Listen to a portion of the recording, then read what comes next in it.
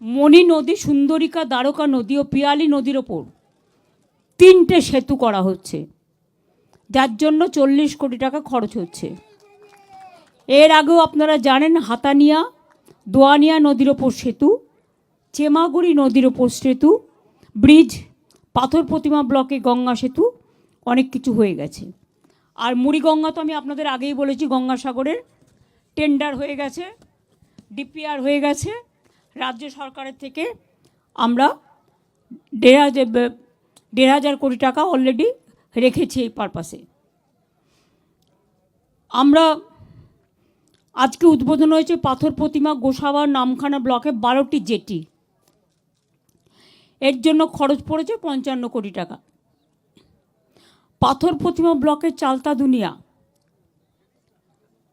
ও এটা পাখি নালা না পাখিরালয়, সেই জন্য এটা ভুল বলেছে, পাখিরালয়। আমি দেখেছি ফেরি সার্ভিসের জন্য চালতা দুনিয়া পাখিরালয়ের মধ্যে ফেরি সার্ভিসের জন্য 4টি রোরো ভেসেল আজ চালু করা হলো। এর জন্য খরচ পড়েছে 21 কোটি 20 লক্ষ টাকা।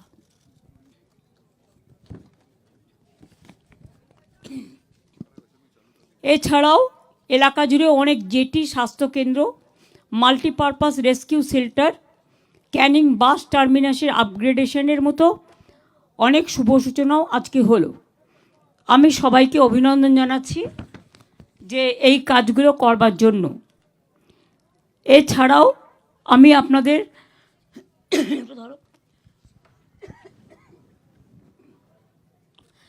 গঙ্গাসাগর মেলার ব্যাপারে আপনারা জানেন, আমি আগেও বলেছি এখনও বলি যে গড়ে তোলা হয়েছে কাকদ্বীপ লট 8-এ একটি নতুন স্থায়ী জেটি। মুড়িগঙ্গার ওপর দিয়ে লাইন টেনে সাগরে পৌঁছে দেওয়া হয়েছে নিরবিচ্ছিন্ন বিদ্যুৎ পরিষেবা।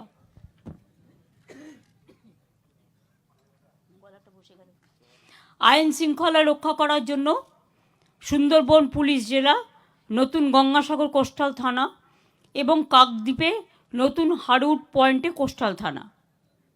চালু করা হয়েছে গঙ্গাসাগরে 3টি স্থায়ী হেলিপ্যাড এবং সুলভ মূল্যে কলকাতা গঙ্গাসাগর হেলিকপ্টার পরিষেবা।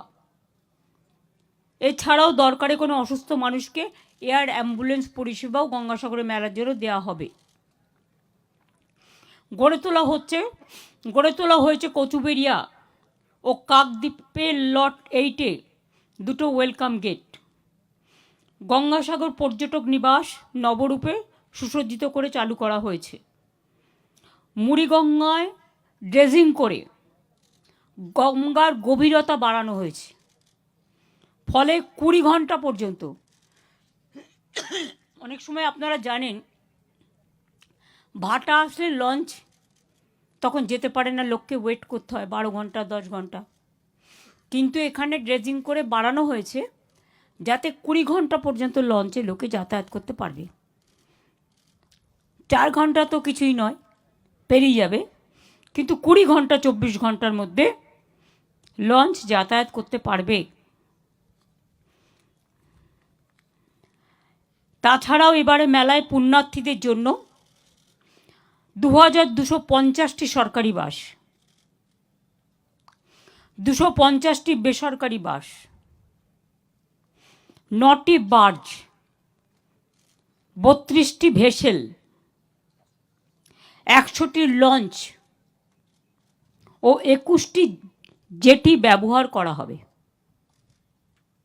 সব বিকেলে বার্জ, ভেসেল, লঞ্চে জিপিএস ট্র্যাকিং এবং স্যাটেলাইট ট্র্যাকিংয়ের ব্যবস্থা থাকবে।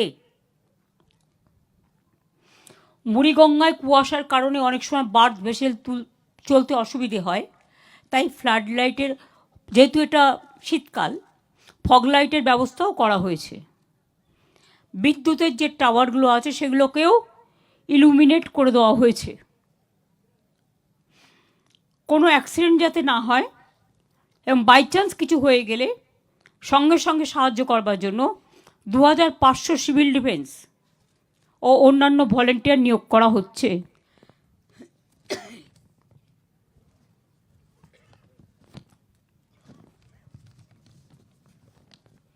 সুচিকিৎসার বন্দোবস্ত করার জন্য অসুস্থ হয়ে গেলে কেউ আশেপাশে হাসপাতাল মিলিয়ে শুধু মেলার জন্য 515টি বেডের ব্যবস্থা করা হচ্ছে। সাগরে ইন্টেনসিভ কেয়ার ইউনিটও থাকছে। জায়গায় জায়গায় ফার্স্ট এডের ব্যবস্থা থাকছে।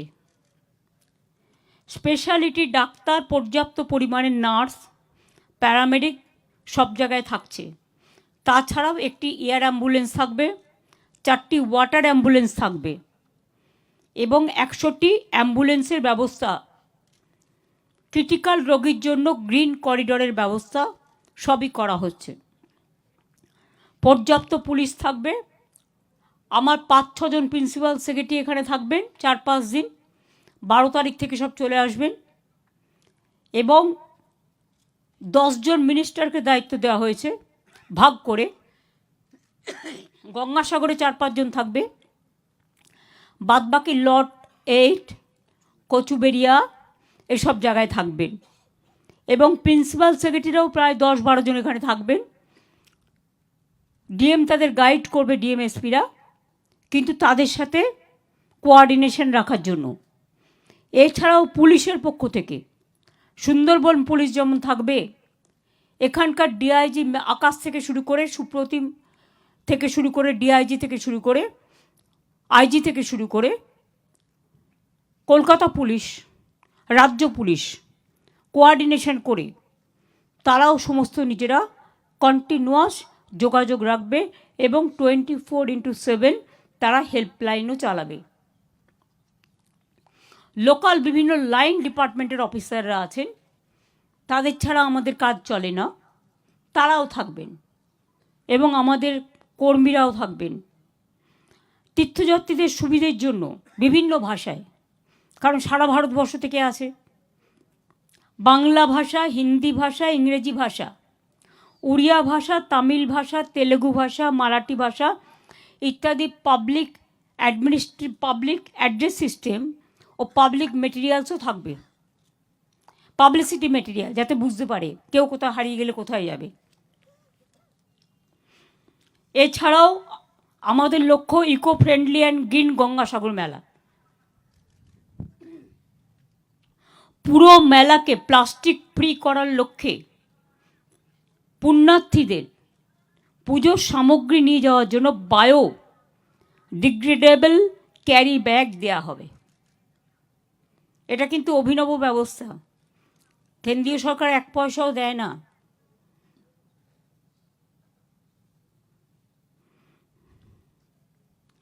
প্রত্যেক বছরের মতো আমরাও সুপারভিশন করব। এছাড়াও অনেককে বাবুঘাটে দায়িত্ব দেওয়া হয়েছে, কারণ ওখানে একটা ক্যাম্প হয়।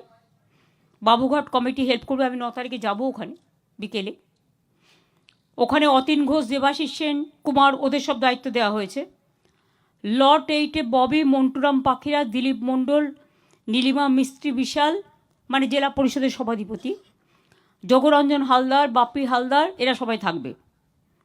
কচুবেড়িয়াতে থাকবে সুজিত বোস, মনীষ গুপ্ত, মানস ভূঁইয়া, গিয়াসুদ্দিন মোল্লা, রথিন ঘোষ।